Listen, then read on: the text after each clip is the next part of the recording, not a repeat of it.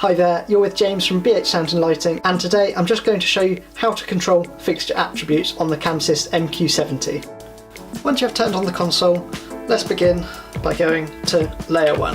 You have 3 different layers. These are fully customizable, so you can select what you want to show. Layer 1 by default shows your groups, your positions, your colours and your beams.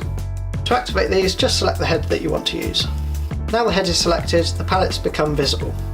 Around the outside of the screen you have the dials which will control the values. To activate each value, press the window that you'd like to use, for instance position. Your 2 encoder wheels here will then be able to control position. You'll also be able to control the speed. By selecting the beam window, you'll be able to select whether the shutter is open, strobe or shut. Plus, moving head spots you'll be able to control gobos, prisms and so on. Once you've selected a window, you'll notice that the small displays here will show different information. From these encoder wheels you can change zoom, shutters and so on. Note that you've also got different pages in the top left hand corner. Not every page will be active, it will depend on what channel mode the fixtures are in.